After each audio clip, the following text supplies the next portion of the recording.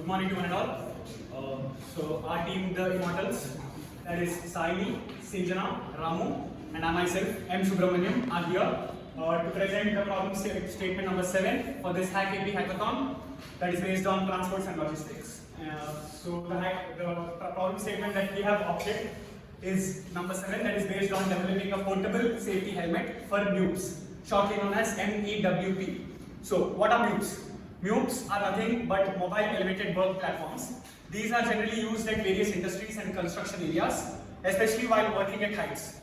So when I talk about working at heights, it along with a huge amount of risk is involved, such as particularly the damage of overhead crushing incidents and overhead hazards, which is on the rise recently. So the main focus of our creation of this model is to mitigate those risks and to try to oppose the threats and vulnerabilities that arise while working at heights using MUPs. So the intricate details and the components of the model will be explained by my friend Ramu. Here, use the Arduino Nano for the purpose of the cost effective purposes. There are so many microcontrollers like Raspberry and ESP, Node MCU. In many ways we can have, but there are certain disadvantages like because for the cost effective purposes and as well as we have to use the size to fit in the element inside the and later we will share some sensors to detect the objects. In omnidirectional, here we use process because we have to detect in omnidirectional purposes.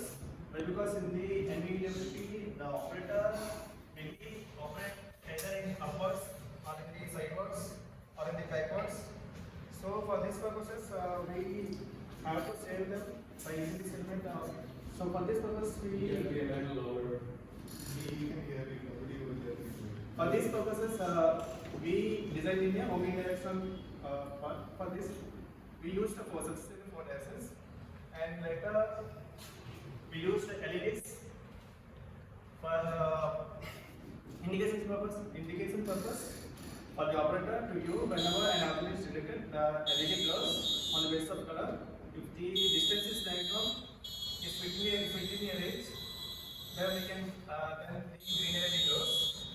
Then if object comes closer and the operator moves forward, then it glows orange. If the object very close to the element, then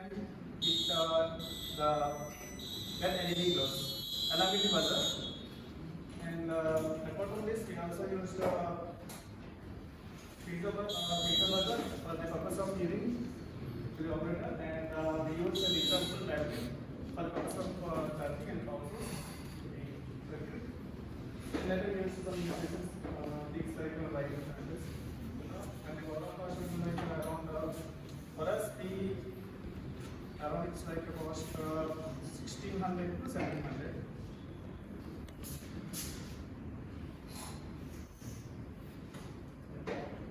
And later, my team is handling it.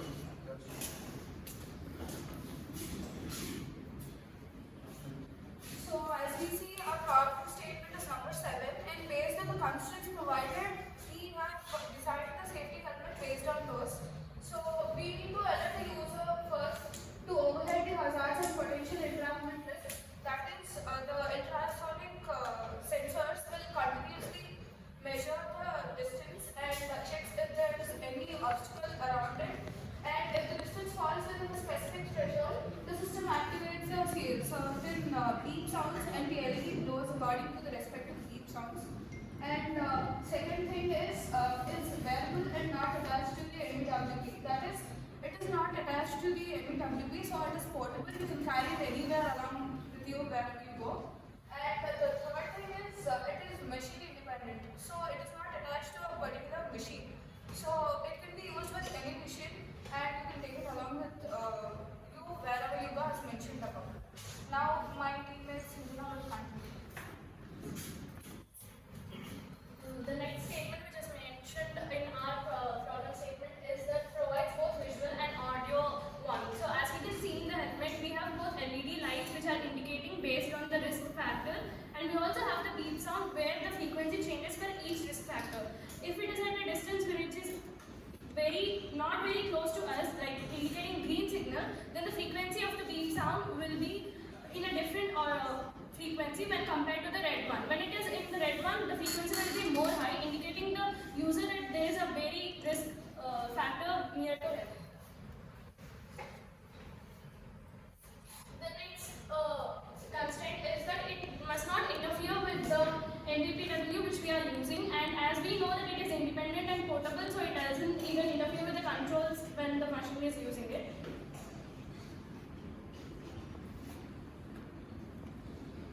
And as we know and as we have seen it, if you all are listening very carefully, we know that there is no much training required to use this. So we require a minimum knowledge or a minimum the knowledge to operate it. Like if we know the light signals and the sound frequencies, that is enough to use our product. And as we know, we are taking into the consideration all the safety standards and regulations into the consideration, making sure that there is no risk using the helmet, and that is the reason we have placed the battery in the front side and not inside the helmet, so that no other thing will happen, and the remaining constraints will be continued by my teammate Sinjana. So to conclude with, I would also like to show a visual, a simulation of the product that we have tried to develop. So as you can see, the object, in case it comes in the radar of the sensors, which we have used, like 4 sensors we have used, 5 sensors we have used. So the reason why we have used 5 sensors in all directions is that in order to maintain, like the threats or the vulnerabilities can arise from any direction. So we cannot take any chance against it. Thank you. Thank you.